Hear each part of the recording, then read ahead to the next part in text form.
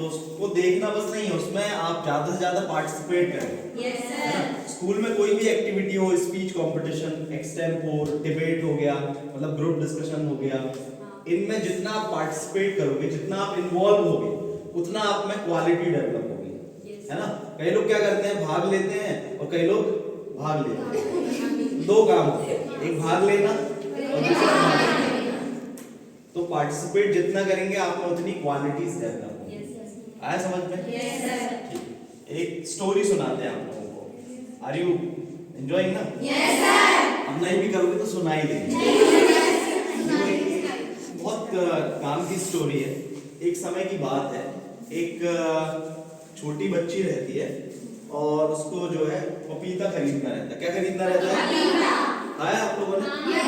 कैसा रहता है? खट्टा रहता है। तो वो एक पपीता के बगीचे में जाती है पपीता खरीदने के लिए। अब खरीदने के लिए क्या चाहिए? पैसे चाहिए। आपको कोई बिजनेस करना है तो क्या चाहिए?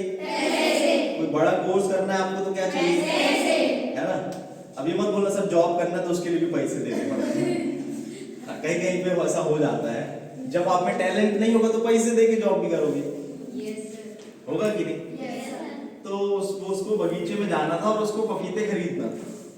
तो वो गई पूछने के लिए, उसने पूछा भैया ये कितने का है, ये कितने का है? तो जो पपीते वाले हैं उसने कहा कि यहाँ तो बेटा स्टार्टिंग रेट 50 रुपए है। तो उसका मुंह छोटा सा हो जाता है ना, मतलब उदास हो जाता है। छोटा सा मतलब कोई जादू नहीं होता है कि उदास हो जाता है कि उसके पास में 10 रुपए बस रहते हैं। कितने रहते हैं? 10 बस रहते हैं। तो वो ढूंढती है, वहां पर एक छोटा सा पपीता लगा रहता है, कच्चा सा। तो बोलती है अंकल वो कितने का है? हाँ, तो अंकल बोलते बेटा वो तुम्हें 10 रुपए का दे देंगे, लेकिन क्या उसके काम का है क्या वो? नहीं है। लेकिन बोलती है अंकल आप मुझे दे दो 10 रुपए का। क्या बोलती है? दे दो मुझे 10 रुपए का। तो अब अंकल क्या करते हैं, तोड़ने जाने लगते हैं उस पपीते को। क्या करते हैं? तो बोलती है अंकल अंकल रहने दो, आपने तो मुझे बेच दिया उस पपीते को, अब आप उसमें लगे रहने दो, मैं 1 हफ्ते बाद आकर ले जाऊंगी। उससे क्या होगा?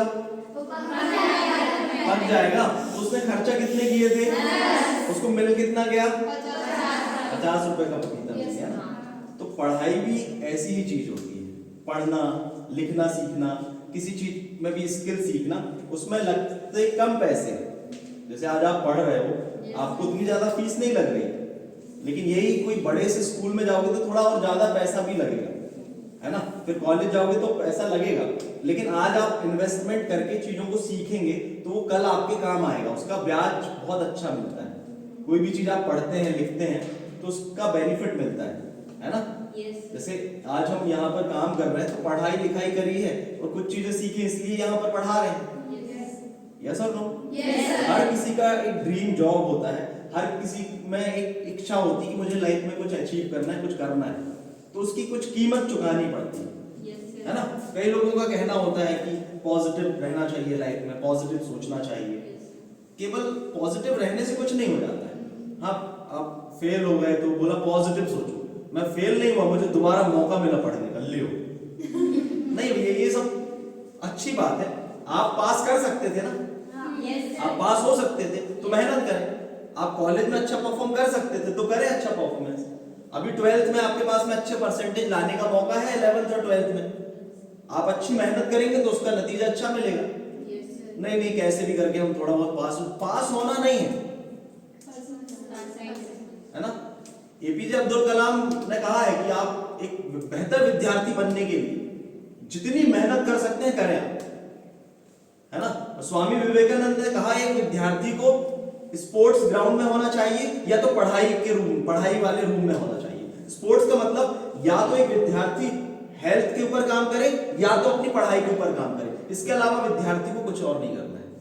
लेकिन ये दो काम छोड़ के हम सब करते हैं, है ना। आजकल वैसे सेल फोन आ गया है ना, तो वो टाइम खा जाता है हमारा, है ना।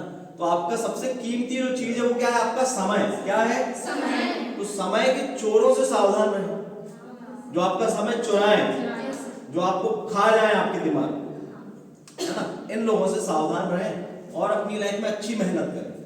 आज की डेट में वुमेन एम्पावरमेंट बहुत हो रहा है, और यदि आप अच्छा करते हैं तो आपको वो मान सम्मान सब मिलता है ना। और साथ ही साथ आप अपनी फैमिली, अपने स्कूल का भी नाम रोशन करते हैं। अभी हमने कई सारे जो रिजल्ट्स एनालिसिस देखा काफी समय से, तो गर्ल्स फ्रॉम द कन्या शाला school they are doing well then the private schools. तो ये बहुत प्राउड वाली बात है कि the students are going to the private schools and they are not getting the good marks, उतना अच्छा नहीं अचीव कर पा रहे, और ये अपने दिमाग से निकाल रहे हैं कि sir we are belonging to the rural area, हम हिंदी मीडियम से हैं sir, we can not do much more and all. कुछ नहीं होता है, सब ये हुआ होता है, अंग्रेजी वो सब सीख जाएंगे आप। इट इज ओनली लैंग्वेज, एक लैंग्वेज है, उसको आप सीख सकते हैं, ठीक है ना। हम खुद ही हिंदी मीडियम से थे, है ना, बरेला से काय का जो कि वो हमारी लोकल लैंग्वेज है, लोकल लैंग्वेज में हमको बोलना है, बट हमको चीजों को सीखना भी, चाहे वो प्रेजेंटेशन क्वालिटी हो, ठीक है ना, मेंटल चीजों में पढ़ें आप, जितना अच्छा पढ़ेंगे उतना अच्छा आप ग्रो करेंगे। So thank you very much, आप लोगों ने इतने धैर्य से मुझे सुना, धन्यवाद।